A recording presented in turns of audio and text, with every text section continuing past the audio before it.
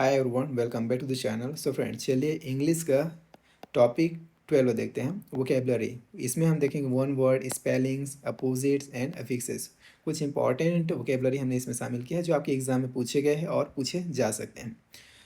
यह सेक्शन पूरी तरह से शब्दों वर्ड्स के ज्ञान पर आधारित है। सिलेबस में इसे 4 हिस्सों में बांटा गया है। चलिए इन्हें पीवाईक्यू ट्रिक्स के साथ समझते हैं। पहले समझेंगे वन वर्ड सब्स्टिट्यूशन, अनेक शब्दों के लिए एक शब्द। जब एक पूरे वाक्य सेंटेंस की जगह हम सिर्फ एक शब्द का उपयोग करते हैं। व्यापम हमेशा ऐसी श्रेणियों कैटेगरी से सवाल पूछते हैं जो मानव स्वभाव, ह्यूमन नेचर, विज्ञान, साइंस या डर, फोबिया से जुड़े हों। इस टाइप के सवाल पूछे जाते हैं, चाहे बात करें व्यापम का या पंडित सुंदरलाल शर्मा ओपन यूनिवर्सिटी का। पीवाईक्यू पोस्टमार्टम देखिए, डीएलएड 2024 पिछले प्रश्न का विश्लेषण। क्वेश्चन था one who believes in fat, जो भाग्य किस्मत पर विश्वास करता हो उसे क्या कहेंगे? तो उसे कहेंगे फैटलिस्ट, भाग्यवादी। बाकी विकल्प, इन बातों को भी याद रखें, अगले साल आ सकते हैं। ये होता है तैयारी करने का मेन तरीका। अगर आप प्रीवियस क्वेश्चन सॉल्व कर रहे हैं तो जो भी ऑप्शन में दिए हैं उसको भी विस्तार से समझिए, क्योंकि अगले साल वो आ सकते हैं, ऐसा होता है। अब ऑप्शन में क्या दिया था? नार्सिसिस्ट। नार्सिसिस्ट किसे बोलते हैं? जो खुद से बहुत प्यार करता हो। One who loves one self, अगर ऐसा दिया है जाए तो आप किस पे टिक करेंगे? नार्सिसिस्ट पे। One who supports women's right, जो महिलाओं के हक की बात करे उसे बोला जाता है फेमिनिस्ट। क्लियर है? फिर अगला है वन हु कलेक्ट्स कॉइन्स, जो सिक्के इकट्ठा करता हो उसे बोला जाता है न्यूमिसमेटिस्ट। क्लियर है? चलिए, most important Vyapam one word list, सबसे महत्वपूर्ण सूची जो अक्सर पूछे जाते हैं। बिलीव्स इन गॉड, जो भगवान पर विश्वास करे उसे कहा जाता है theist. Does not believe in God, जो भगवान को ना माने उसे कहा जाता है अथीस्ट। पॉजिटिव सोचे, मतलब जो हमेशा सकारात्मक सकारात्मक सोचे, पॉजिटिव सोचे, उसे बोला जाता है आशावादी। इंग्लिश में बोलते हैं उसको ऑप्टिमिस्ट। जो हमेशा नकारात्मक निगेटिव सोचे, निराशावादी, उसे बोला जाता है पेसिमिस्ट। जो हर जगह मौजूद हो, प्रेजेंट एवरीवेयर लाइक गॉड, उसे बोला जाता है ओमनी प्रेजेंट। जो कभी गलती ना करे, one who never makes a mistake, उसे बोला जाता है इनफेलिएबल। क्लियर है? तो ये कुछ इंपॉर्टेंट वन वर्ड सब्स्टिट्यूशन है जिसे आपको याद रखना है, एग्जाम में आ सकते हैं और इसमें से कई सारे पूछे गए हैं ऑलरेडी। ठीक है, चलिए आगे देखते हैं। अपोजिट वर्ड एंटोनिम्स, विलोम शब्द, सिनोनिम, पर्यायवाची। परीक्षा में अपोजिट वर्ड उल्टे शब्द को एंटोनिम और समान अर्थ सेम मीनिंग वाले शब्दों को सिनोनिम कहा जाता है। PYQ focus pre B Ed 2025 high level vocab. Antonym opposite question देखिए, क्वेश्चन था select the most appropriate antonym of the word abstract. अब देखिए, एब्स्ट्रैक्ट का मतलब होता है भावना या विचार जिसे हम छू नहीं सकते, टच नहीं कर सकते, जैसे ऑनेस्टी, लव। इसका उल्टा अपोजिट होगा जिसे हम देख सकते हैं, छू सकते हैं, टच कर सकते हैं, जो ठोस होगा, सॉलिड होगा, जिसे हम छू सकें। तो राइट आंसर क्या हो जाएगा? कॉन्क्रीट, ठोस, वास्तविक। दिए गए विकल्पों में वेग, इल्यूसिव और इंटेंजिबल एब्स्ट्रैक्ट के ही सिनोनिम पर्यायवाची है, तो इसे भी आपको याद रखना है। भाई अगले साल ये भी तो पूछा जा सकता है ना कि select the most appropriate synonym of the word. तो आंसर में क्या दिखेगा आपको? या तो वेग दिखेगा, एल्यूजिव दिखेगा, या फिर इंटेंजिबल दिखेगा। तो इसे आपको टच करना पड़ेगा। कहने का मतलब क्या है? इसे सिलेक्ट करना पड़ेगा। क्लियर है? चलिए आगे समझते हैं synonym same meaning question. Question था select the most appropriate synonym of the word hoodwink. अब यहाँ पे हुडविंक का मतलब क्या होता है? तो हुडविंक का मतलब होता है किसी की आंख में धूल झोंकना या फिर धोखा देना, डिसीव। तो राइट आंसर क्या हो जाएगा? इसका आंसर बम्बूजल, धोखा देना, बेवकूफ़ बनाना। इसका मतलब भी क्या होता है? धोखा देना ही होता है। क्लियर है? क्रिएटिंग अपोजिट्स यूजिंग प्रीफिक्सेस, उपसर्ग लगाकर विलोम बनाना। सिलेबस में विशेष रूप से लिखा है कि आपको अन, डिस, इन लगाकर उल्टे शब्द बनाने आने चाहिए। प्रीफिक्स वे शब्दांश होते हैं जो किसी शब्द के शुरू आगे में लगते हैं। तो कौन कौन से प्रीफिक्स हैं? अन, डिस, इन, इनसे बनने वाले शब्दों को यहाँ समझते हैं। जैसे प्रीफिक्स, मीनिंग और पॉजिटिव वर्ड, अपोजिट वर्ड यहाँ पे दिया गया है। अन, अन का मतलब क्या होता है? नॉट होता है, नहीं होता है। तो पॉजिटिव वर्ड है हैप्पी, हैप्पी में अन जोड़ेंगे तो अनहैप्पी। खुशी, खुशी का अपोजिट क्या हो गया? दुखी। नॉन, नॉन मतलब ज्ञात, अन जोड़ेंगे अननोन, अज्ञात। लकी, लकी मतलब किस्मत वाला, अन जोड़ेंगे तो अनलकी, बदकिस्मत। काइंड, काइंड मतलब क्या होता है? दयालु। अनकाइंड, अनकाइंड मतलब क्या होता है? निर्दयी। तो इस तरीके से पॉजिटिव वर्ड का अपोजिट वर्ड बन जाता है, सकारात्मक का नकारात्मक बन जाता है। ये हो गया अन का। आगे समझते हैं डिस का। तो डिस मतलब क्या होता है, अपोजिट ऑफ। जैसे ऑनेस्ट, ऑनेस्ट मतलब क्या होता है, ईमानदार होता है। तो डिस जोड़ेंगे तो डिसऑनेस्ट हो जाएगा, जिसका मतलब होता है बेईमान। एग्री, एग्री मतलब होता है सहमत होना।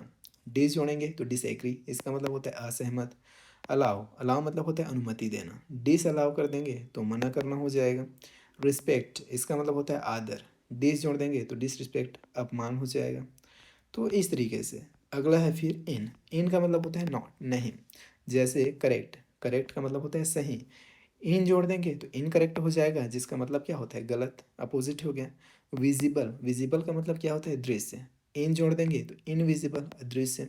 कंप्लीट, कंप्लीट का मतलब होता है पूर्ण। आई एन जोड़ देंगे, इन जोड़ देंगे तो क्या हो जाएगा इनकम्प्लीट, जिसका मीनिंग होता है अपूर्ण। डायरेक्ट, डायरेक्ट मतलब क्या होता है प्रत्यक्ष।